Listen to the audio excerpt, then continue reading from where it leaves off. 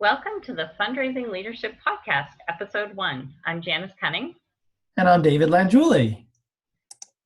and today And we're going yeah, to go be ahead, Janice. creating a culture of accountability.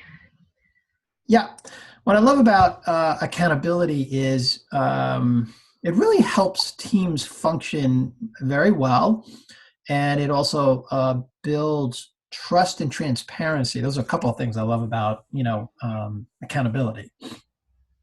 Yeah, and I love the fact, the part about sort of creating it as a culture. It really feels like if you're always talking about accountability and following up on things, then there's a real sense, of trust and safety. Because I think what often happens is we start to talk about accountability only when people haven't done what they said they're going to do. So then, it sort of sets up this dynamic where it feels like a negative thing rather than a really positive thing that adds to the team. Yeah. And what we know about accountability from Pat Lencioni's work on dysfunctions, the 5 dysfunctions of a team, is that very high performing teams have this culture of accountability where, they hold each other accountable. It's not just the leader holding members of the team accountable. They hold each other accountable for whatever it is that they've promised to do or not do. Yeah, yeah. And I think, we've seen a lot of times where there's just confusion because I think especially in staff meetings, there's assumptions made that things are talked about, and there's an assumption made that someone's actually going to do it, but there's not really ever a clear request in a lot of staff meetings that I've attended in the past. Right. That's true. And there is a way of running a staff meeting that builds accountability into it. And it goes something like this, right? So you have your staff meeting and folks are, we could have a whole podcast on how to run a staff meeting that doesn't suck. And we probably will offer that to you guys, okay? But one of the essential elements of a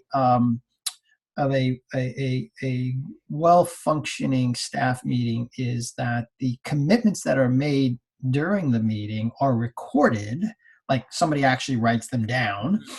And then you start your next staff meeting with, okay, these were the promises that were made, or these were the action items that were promised in the last staff meeting. Where are we with them? Yeah.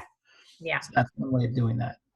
Yeah, and there's really, we think there's 3 key questions that need to be asked, like whether you're in a staff meeting or a one-on-one meeting, or, just having a conversation with a colleague about something that needs to get done. And so the first question is just like, what are you going to do? Yeah. So, right. This is a great way of getting clarity around things. So what are you going to do? And also works extremely well in one-on-one meetings. So, all right, what are you going to do? And when are you going to do it by? Exactly, which is, and really specifically, not just like, oh, next Tuesday. It's like, okay, so next Tuesday by 9 o'clock, I'm going to have it, or next Tuesday by the end of the day, I'm going to have it, like really, really pinning down when that's going to happen. Yeah. And then the last question is just like, so how am I going to know? Yeah, Or how are exactly. we going to know if you're in a staff meeting? Like, how is Yeah, if you're in the staff meeting, like how are we going to know? Mm-hmm. So, or if you're promising a deliverable to multiple members of your team, they should be asking like, okay, how are you going to get that to us? Okay, I'll get that to you by email, or I will bring the report next week into the staff meeting and give you each a printed copy. Like, it's got to be like that. Yeah. Yeah, and what I love too about, when you ask someone, what are you going to do? First of all, you can kind of clarify and make sure you're on the same page, because sometimes you'll say like, what are you going to do? And then the person sort of comes back to you and it's like, oh, that's not actually what my expectation was, so you can discuss that. But there's also something powerful about that person saying out loud, like making a declaration, whether it's to one person or many people. There's a lot of power in that. Yeah. And getting back to what you had mentioned earlier, when, well-functioning teams establish this kind of practice, it becomes just like very normal to have these kinds of conversations. There's no judgment in it. It's just like, oh yeah, okay, so what are you going to do, and when are you going to do it by, and how am I going to know? And like there's no like heaviness to it. It's just like, okay, we hold each other accountable. Yeah, and I think you and I did a session on this recently, and something a lot of people were saying was, sometimes they have a colleague where they've had instances in the past where they don't get something, and a lot of resentment, and that's where a lot of conflict can come up in teams. And so there is something important too about if someone's made a commitment to you and you're expecting something at 3 o'clock on Tuesday and you haven't seen anything, to actually go to that person and say, you made this commitment to Yeah, me that I was going to have this at 3 o'clock on Tuesday. yeah, Yeah. right, without judgment. Yeah. Right. Yeah. So accountability is so there's two things in that. The first is when you make a request of someone, that the power in that request is actually in you having received that which you requested. So it's possible that in early on with this, you may have to go to the person and say, "Hey, it's 3 o'clock on Tuesday, and I was looking for that report, and I haven't seen it," Mhm. without judgment. Just like, Yeah. oh, I just bet you promised that to me, and I haven't seen it. So where are we with it? Yeah. And just like that. Oh, I'm sorry, I have it. I was on the phone call and I couldn't get it to you, but I have it right here. I'm going to send it to you now. Right?